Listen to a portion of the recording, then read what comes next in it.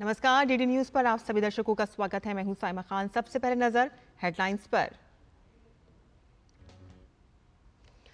नई दिल्ली में इनोवेशन और स्टार्टअप में निवेश से संबंधित युग्म सम्मेलन में पीएम मोदी ने की शिरकत। एआई को लेकर सुपर हब बनाने, क्वांटम तकनीक और हेल्थ टेक को लेकर किए गए एमओयू। पीएम ने कहा कि टैलेंट, टेम्परामेंट और टेक्नोलॉजी की ट्रिनिटी देश को दे रही है नई दिशा।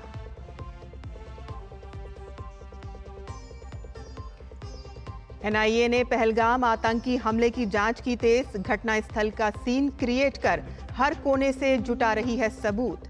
आतंकी हमले के नए वीडियो सामने आने के बाद जीप ऑपरेटर से पूछताछ। आतंकियों के खिलाफ कार्रवाई के चलते जम्मू कश्मीर में सुरक्षा कारणों से 48 पर्यटक स्थल बंद किए गए।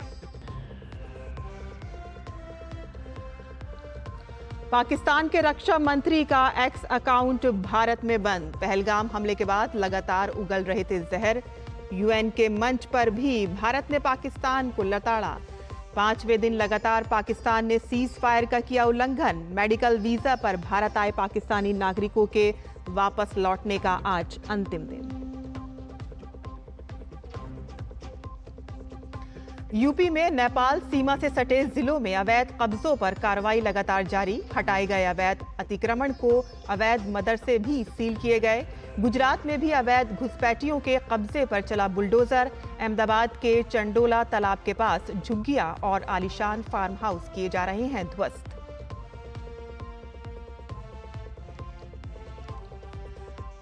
और प्रधानमंत्री नरेंद्र मोदी ने कनाडा के प्रधानमंत्री मार्क कार्नी के संघीय चुनाव में जीत पर दी बधाई। संसदीय चुनाव में मार्क कार्नी की लिबरल पार्टी कनाडा की सबसे बड़ी पार्टी के रूप में उभरी। पूर्व प्रधानमंत्री जस्टिन ट्रूडो के सहयोगी और खालिस्तान समर्थक अलगाववादी नेता जगजीत सिंह भी हारे चुनाव।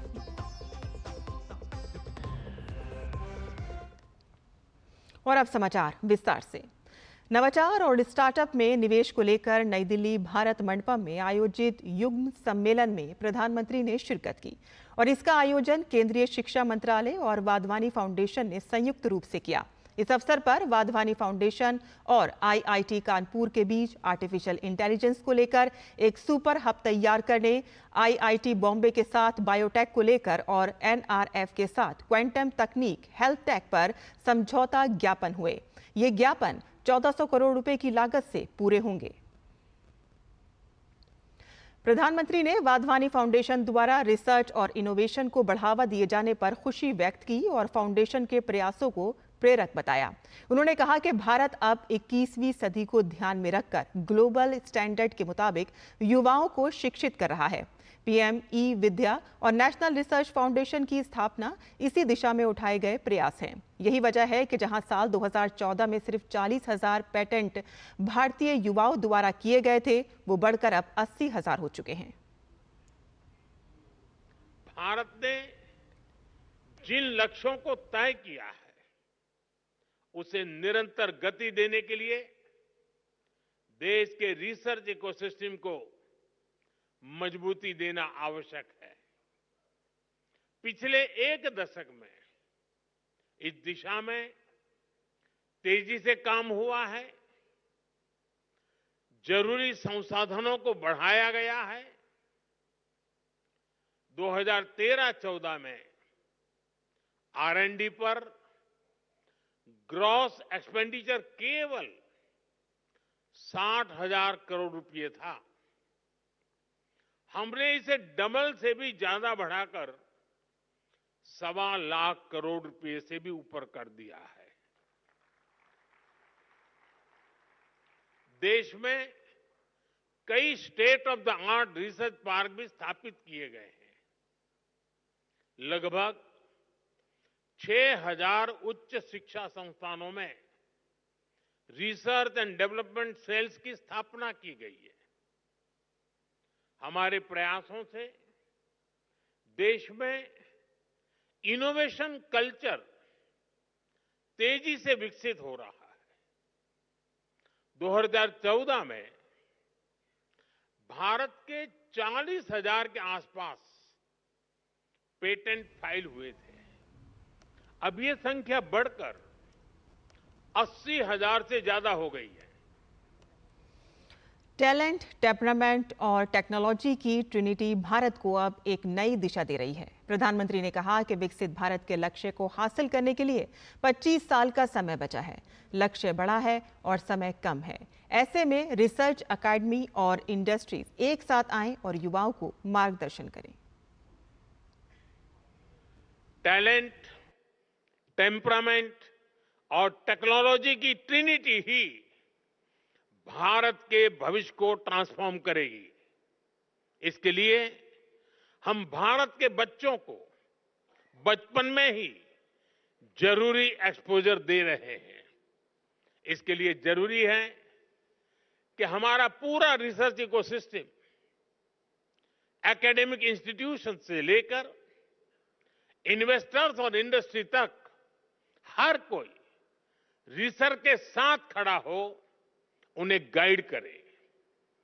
इंडस्ट्री लीडर्स इस दिशा में एक कदम और आगे ला सकते हैं और वो हमारे युवाओं का मार्गदर्शन कर सकते हैं, फंड की व्यवस्था कर सकते हैं और साथ मिलकर नए सॉल्यूशन डेवलप कर सकते हैं। केंद्रीय मंत्री जितेंद्र सिंह ने नई दिल्ली में भारत मंडपम में आयोजित युग्म सम्मेलन में नवाचार और स्टार्टअप निवेश पर चर्चा की। उन्होंने प्रधानमंत्री नरेंद्र मोदी का आभार व्यक्त करते हुए कहा कि उनके नेतृत्व में भारत के प्रौद्योगिकी, विज्ञान और अन्य क्षेत्रों में निरंतर प्रगति हो रही है। जितेंद्र सिंह ने स्टार्टअप के लिए अनुकूल पारिस्थितिकी तंत्र और निवेश अवसरों पर जोर दिया और भारत को वैश्विक नवाचार केंद्र के रूप में स्थापित कर रहे हैं। प्रधानमंत्री श्री नरेंद्र मोदी जी ने सरकार में विज्ञान, प्रौद्योगिकीकरण, नवाचार को सर्वोच्च प्राथमिकता दी और ये एहसास करवाया कि यदि भारत को आगे बढ़ना है तो उसका रास्ता विज्ञान और नवाचार से होकर के गुजरता है। केंद्रीय शिक्षा मंत्री धर्मेंद्र प्रधान ने नई दिल्ली के भारत मंडपम में आयोजित युग्म सम्मेलन में नवाचार और स्टार्टअप निवेश पर चर्चा की। उन्होंने प्रधानमंत्री नरेंद्र मोदी के नेतृत्व में देश की प्रगति को रेखांकित करते हुए कहा कि पीएम ने नवाचार केंद्रों पर विशेष ध्यान केंद्रित किया है, जिससे स्टार्टअप और प्रौद्योगिकी क्षेत्र में अभूतपूर्व विकास हुआ है। प्रधान ने नवाचार को बढ़ावा देने वाली नीतियों और स्टार्टअप के लिए अनुकूल माहौल पर जोर दिया। सरकार की ओर एक सफल प्रयास पिछले 11 साल में विशेष करके तरुण छात्र और युवा पीढ़ी के अंदर नवाचार को, इनोवेशन को कल्चर ऐसे ही नहीं बना है। अटल इनोवेशन मिशन माननीय प्रधानमंत्री जी की एक अनोखा परिकल्पना है। उसकी सफल प्रयोग 10,000 स्कूल्स में अटल टिंकरिंग की लैब पे रूप लिया है। उसकी सफलता को देखते हुए 2025-26 की वित्तीय वर्ष में माननीय प्रधानमंत्री जी ने आने वाले 5 साल में और नई 50,000 अटल टिंकरिंग लैब को देश की सरकारी स्कूलों में खुलने का अनुमति दिया है। मैं माननीय प्रधानमंत्री जी का आभार प्रकट करता हूं। युग्म सम्मेलन में वाधवानी फाउंडेशन के फाउंडर और chairman doctor Romesh Wadhwani virtually शामिल हुए। सम्मेलन को संबोधित करते हुए उन्होंने कहा कि इस सम्मेलन से केंद्र सरकार, शैक्षणिक क्षेत्र और उद्योग जगत की भागीदारी से देश के इनोवेशन इकोसिस्टम को मजबूती मिलेगी। रोमेश वाधवानी ने बताया कि देश में नवाचार को बढ़ावा देने के लिए प्रधानमंत्री की उपस्थिति में कई समझौते हुए हैं। The mission of today's Yugam event is to accelerate this collaboration between academia, industry and government so that India can in fact become a global leader in innovation. Most recently, we launched the Vadhvani Innovation Network with partnerships with a number of leading research institutes. And the agreements that we have just signed today, right here in the presence of the Prime Minister, with leading institutes like IIT Kanpur, IIT Delhi, will now take Vadhvani Innovation Network to the next level. We are also beginning to integrate these initiatives to help create the national jobs platform for India. और यहाँ bulletin में हम रुकते हैं एक छोटे से break के लिए। हम जल्द हाजिर होंगे। आप देखते रहिए डीडी न्यूज़।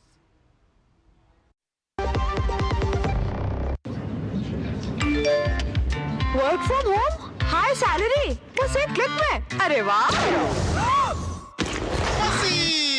अनजान लिंक्स पर क्लिक मत कीजिए। आरबीआई कहता है जानकार बनिए, सतर्क रहिए। मेरी पसंद, मेरी पसंद, मेरी पसंद, मेरी पसंद, हमारी पसंद। हम सबकी पसंद। मजबूत देश का मजबूत सरिया हो गया स्टील। ब्रेक के बाद आपका फिर से स्वागत है। पहलगाम हमले के बाद भारत सरकार ने पाकिस्तान के रक्षा मंत्री ख्वाजा मोहम्मद आसिफ पर कड़ा एक्शन लिया है। उनके सोशल मीडिया अकाउंट @ख्वाजा_m_आसिफ को भारत में बंद कर दिया गया है और साथ ही पाकिस्तान के UN ऑफिस का एक्स भी भारत में प्रतिबंधित हो गया है। पहलगाम हमले के बाद पाकिस्तान के खिलाफ ये भारत की एक और बड़ी कार्रवाई है। ख्वाजा मोहम्मद आसिफ के एक्स अकाउंट पर उनका नाम तो दिखाई दे रहा है, लेकिन अकाउंट सस्पेंड हो चुका है और इसकी जानकारी देते हुए एक्स प्लेटफॉर्म ने लिखा कि कानूनी मांग के चलते @ख्वाजा_m_आसिफ को बंद कर दिया गया है। बता दें कि ख्वाजा मोहम्मद आसिफ से पहले भी भारत सरकार पाकिस्तान के कई यूट्यूब चैनलों पर बैन लगा चुकी है।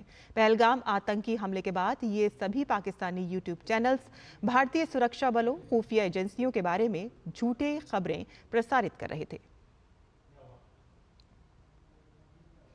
वहीं पहलगाम आतंकी घटना की जांच कर रही NIA ने घटना स्थल का सीन एक बार फिर से क्रिएट किया है। NIA की टीम घटना स्थल के हर कोने से आतंकियों के सबूत एकत्र कर रही है और टीम जांच में पता लगा रही है कि घटना के समय कितने फोन और कितने नेटवर्क चालू थे और कहां-कहां बात हो रही थी और साथ ही खच्चर चलाने वाले लोगों के पुराने संपर्कों का भी खंगाला जा रहा है कि कहीं वो कभी किसी अपराध में शामिल तो नहीं रहे हैं।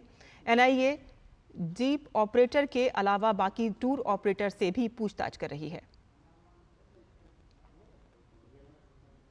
और इससे पहले पहलगाम आतंकी हमले का नया वीडियो सामने आया है। इस वीडियो में आतंकी हमले का खौफनाक मंजर दिखाई दिया है।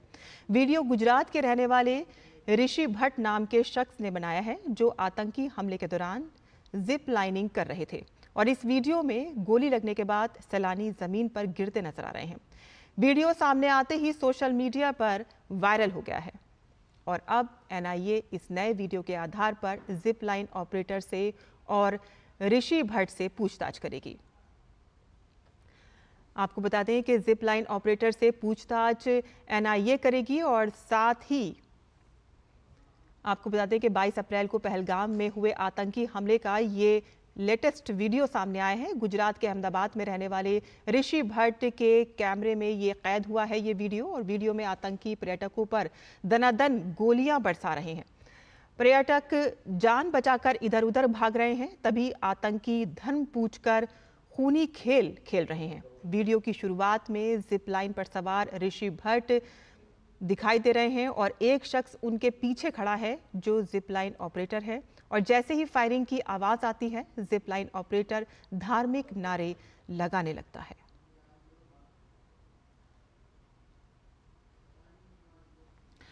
वहीं जम्मू कश्मीर सरकार ने सुरक्षा कारणों से कश्मीर के पर्यटकों के लिए 87 में से 48 पर्यटन स्थल बंद कर दिए हैं। बंद किए गए पर्यटन स्थल दूरदराज के इलाकों में हैं। हालांकि इस बीच श्रीनगर और पहलगाम में पर्यटक आ रहे हैं।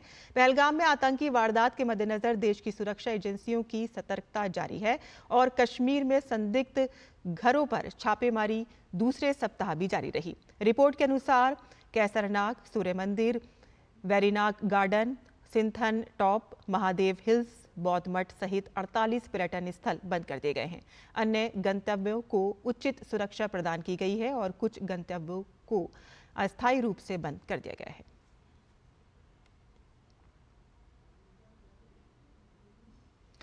खुफिया एजेंसियों की चेतावनी के बाद कश्मीर में 87 में से 48 पर्यटक स्थलों को बंद किया गया है। श्रीनगर से सटे हरवन स्थित दाची गाम नेशनल पार्क में पर्यटकों को सीमित दूरी तक ही घूमने की इजाजत दी गई है। दाची गाम नेशनल पार्क पहुंचे पर्यटकों से बात की हमारे संवाददाता अश्वनी मिश्र ने। ये दाची गाम नेशनल पार्क है, 1981 से ये नेशनल पार्क है। ये आकर्षण का केंद्र है कश्मीर घाटी में। हजारों की संख्या में सैलानी यहाँ पर पहुंचते हैं, लेकिन सुरक्षा कारणों से इस नेशनल पार्क में आगे 1.5 किलोमीटर के बाद जाने की परमिशन सुरक्षा कारणों से रोक दी गई है।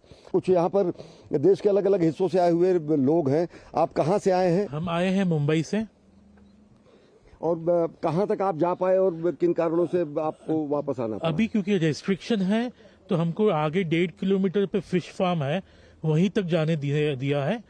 अदरवाइज और 5 से 6 किलोमीटर आगे आप जंगल में जा सकते हो और कहीं कहीं पे if you are lucky animal spot कर सकते हो। पर अभी क्योंकि वो चीजें बंद हैं तो हम सिर्फ फिश फार्म तक जाके वापस आ गए। नहीं, डर जैसा बिल्कुल भी माहौल नहीं है। हम पहलगाम, गुलमर्ग, सोनमर्ग सब घूम के आए हैं। हम आराम से घूमे हैं, ऐसा कोई भी इश्यू नहीं है। ये सिक्योरिटी बहुत अच्छी है। आप बच्चे बताओ, आपका एक्सपीरियंस कैसा रहा? बहुत ही अच्छा ट्रिप था और बहुत ही सेफ ट्रिप था और बहुत अच्छा गया। कुछ ऐसा डर जैसा कुछ है नहीं। पहलगाम में जो घटना हुई उसके बाद से कितना असर पड़ा है? काफी भीड़ थी, बहुत ज्यादा रश था, अभी स्थिति क्या है? हम हर किसी से ये निवेदन कर रहे हैं कि आप आइए, यहाँ तो वो ऐसी बात नहीं है, लेकिन हम जितने भी कश्मीरी है हर कोई टूरिस्ट के साथ शाना बशाना खड़े है और ऊपर से सिक्योरिटी फोर्स भी यहाँ है। यहाँ ऐसी कोई बात नहीं है, हर जगह पे सिक्योरिटी फोर्स लगी है तो वो भी अपना काम कर रही है। जो 48 स्थान है जहां पर पर्यटकों का आना जाना रिस्ट्रिक्टेड किया गया है, यहां आने वाले पर्यटकों के लिए एक मायूसी की बात तो है ही है, लेकिन सुरक्षा कारणों से इन्हें प्रतिबंधित किया गया है। स्थितियां माकूल होंगी, ये फिर से खुलेंगे, घाटी और गुलजार होगी, यही उम्मीद करेंगे। कैमरा पर्सन पीयूष वर्मा के साथ Ashwini Kumar Mishra, DD news, Dachigam national park, Srinagar. और आपको बता दें कि अभी एक ब्रेकिंग आ रही है, जहां होम बायर्स को लेकर सुप्रीम कोर्ट का बड़ा आदेश सामने आया है। बता दें कि आपको कि एनसीआर में बिल्डर बैंकों के गठजोड़ की होगी सीबीआई जांच। सुप्रीम कोर्ट ने कहा है ये। सुप्रीम कोर्ट ने सीबीआई को 7 प्रारंभिक जांच दर्ज करने का आदेश दे दिया है। कोर्ट ने सीबीआई निदेशक को एसआईटी बनाने का भी निर्देश दिया है और एक प्रारंभिक जांच सुपरटेक के खिलाफ होगी। सुप्रीम कोर्ट करेगी मामले की मॉनिटरिंग। कोर्ट ने सीबीआई से अंतरिम स्टेटस रिपोर्ट मांगी है और हर महीने सुनवाई करेगी। होम बायर्स को लेकर सुप्रीम कोर्ट का एक बड़ा आदेश यहां पर सामने आया है। एनसीआर में बिल्डर बैंकों के गठजोड़ की होगी अब सीबीआई जांच। सुप्रीम कोर्ट ने सीबीआई को 7 प्रारंभिक जांच दर्ज कराने के आदेश दे दिए हैं और कोर्ट ने सीबीआई निदेशक को एसआईटी बनाने का भी निर्देश दिया है। बता दें कि बिल्डर्स और बैंकों के गठजोड़ का ये मामला सामने आया है कि किस तरह से धोखाधड़ी के कई मामले सामने आ रहे थे, जिसको लेकर सुप्रीम कोर्ट अब सख्त दिखाई दे रहा है और होम बायर्स को लेकर सुप्रीम कोर्ट ने एक बड़ा आदेश जारी कर दिया है। एनसीआर में बिल्डर बैंकों के गठजोड़ की अब सीबीआई जांच होगी और इसके लिए कोर्ट ने सीबीआई निदेशक को एसआईटी बनाने का निर्देश जारी कर दिया है। एक प्रारंभिक जांच सुपरटेक के खिलाफ भी होगी। सुप्रीम कोर्ट इस मामले की मॉनिटरिंग करेगी और कोर्ट ने सीबीआई से अंतरिम स्टेटस रिपोर्ट मांगी है और साथ ही हर महीने इसकी सुनवाई कोर्ट करेगा।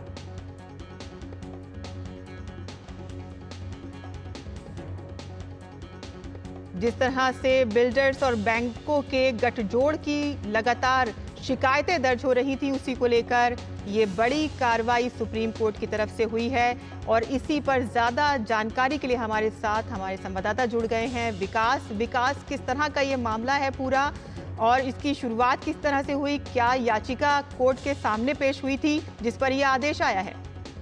बिल्कुल, देखिए, सुप्रीम कोर्ट ने पिछली बार भी यानी मार्च में जब सुनवाई हुई थी तब भी कोर्ट ने टिप्पणी की थी कि हमको लगता है कि यहाँ पर बिल्डर और बैंकों के बीच में कुछ साठ-गांठ है जिसके चलते बायर्स परेशान हो रहे हैं और इसीलिए हम इससे सीबीआई इंक्वायरी करने के बारे में विचार कर रहे हैं। आज कोर्ट ने 7 मामलों में सीबीआई से कहा है कि 7 मामलों में वो प्रारंभिक जांच शुरू करे और ये पता लगाए कि जो संदेह कोर्ट को है क्या वही जिसको अनहोली नेक्सस कोर्ट ने बोला है, क्या इसको लेकर के सीबीआई का रुख है और सीबीआई अपनी प्रारंभिक जांच में क्या कुछ जुटा पाती है वो कोर्ट को बताए।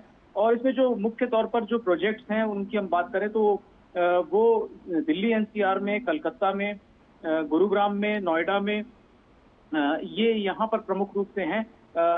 इसीलिए इन 7 मामलों में और इसमें मुंबई और चंडीगढ़ के भी कुछ डेवलपर्स हैं, मोहाली के डेवलपर्स हैं, तो इन सब की भूमिका को लेकर के सीबीआई को एक प्रारंभिक जांच करनी है और उसके बाद ये रिपोर्ट कोर्ट के सामने आएगी और तब हम देखते हैं कि आगे क्या इस पर कोर्ट आगे कार्रवाई करता है। लेकिन कोर्ट कई बार ऐसा संकेत दे चुका था पिछली सुनवाई में भी कि जिस तरह की शिकायतें उपभोक्ताओं की तरफ से आ रही हैं, उसमें कोर्ट को संदेह था कि बैंक और बिल्डर्स मिलकर कहीं ना कहीं बायर्स को भ्रम की एक स्थिति पैदा कर रहे हैं और उससे उनको नुकसान उठाना पड़ता है।